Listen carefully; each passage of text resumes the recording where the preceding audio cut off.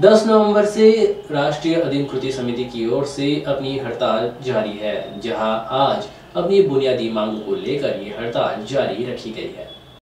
तो अधिक तुम्ही मोर्चावर बसले आहे, काय तो सांगा।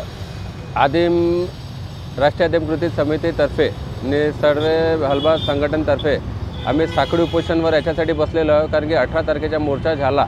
हलबा समाजाचा भव्य मोर्चा होता। लाखोच्या संख्येमध्ये हलबा समाज एकत्र येऊन डेप्युटेशन देण्यात आलं।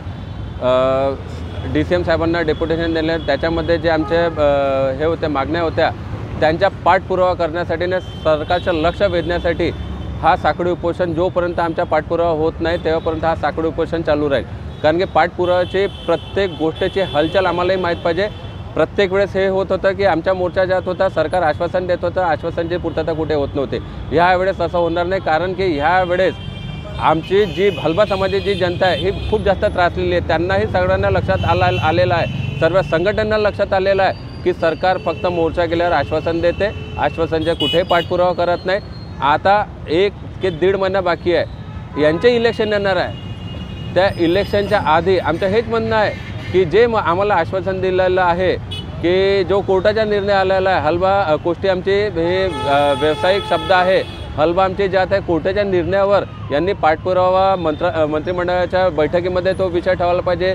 त्याच्यामध्ये जे काही एव्हिडन्स आमच्याकडून लागतात ते एव्हिडन्स आम्हाला मागितले पाहिजे। आम्ही तिथे जाऊन ते एव्हिडन्स देऊ, त्याच्यामध्ये ते मंत्रिमंडळाच्या मंत्रिमंडळाच्या बैठकीमध्ये ठेवून प्रत्येक जिल्ह्यामध्ये त्याचं अमेंडमेंट झालं पाहिजे। कारण की जिल्ह्यामध्ये किंवा कलेक्टरला आम्ही ऑर्डर नाही देणार आहे, सरकार ऑर्डर देणार आहे आणि सरकार किंवा ऑर्डर देणार आहे मंत्रिमंडळाच्या बैठकीमध्ये जेव्हा तो प्रस्ताव पारित होईल तेव्हा सरकार ऑर्डर देऊ शकते। तर ह्या सगळ्या गोष्टी त्यांनी आम्हाला सांगितलं आहे की ह्या सगळ्या गोष्टीला वेळ लागते, पण वेळ केव्हा लागते, जेव्हा ते पाठपुरावा करेन, जेव्हा त्यांची पूर्तता पूर्ण होईल तेव्हा तो अमेंडमेंट होईल, तेव्हा ते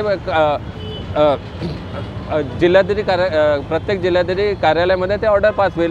तर त्याच्यासाठी वेळ लागणारा जो वेळ द्यासाठी आम्ही तयार आहे, पण त्यांचं लक्ष वेधण्यासाठी पूर्ण हलबा समाजाचे प्रत्येक घटक हे साखळी उपोषणावर बसणार आहे। त्यानंतर सपोज त्यांची पूर्तता ते करत नाही आहे तर स्वतः मी आमरण उपोषणावर बसणार आहे। हो, आमचे जेवढ्या काही ज्या आम्ही निवेदन दिले होते आणि ज्या निवेदनांना त्यांनी मान्यता दिली होती, DCM साहेबांनी मान्यता दिली होती का महामंडळ समाजासाठी, हलबा समाजासाठी महामंडळाची स्थापना करू, ते स्थापनेचा विषय आहे, अधिसंख्येचा विषय आहे, अमेंडमेंटचा विषय आहे। अमेंडमेंटसाठी तर राज्य सरकारला शिफारिश करणं पडते आणि त्यानंतर ह्या ज्या गोष्टी आमच्या व्यावसायिक शब्द आहे आणि हलबा आमची जात आहे, कोर्टाने दिल्यावर एकासाठी रिझल्ट लागला म्हणून ते सगळ्या समाजासाठी लागू होते। तर ते मंत्रिमंडळाच्या बैठकीमध्ये त्याला सर्वसंमतीने पारित करून त्याचे ऑर्डर सगळ्या कास्ट सर्टिफिकेट विभागाला, म्हणजे कलेक्टर ऑफिसकडून कास्ट सर्टिफिकेट निघते, तर सगळ्या महाराष्ट्राच्या सगळ्या कलेक्टरला, सगळ्या जिल्ह्याला तसं पारित करायला पाहिजे। त्यासाठी आम्ही हे बसलेलो आहे।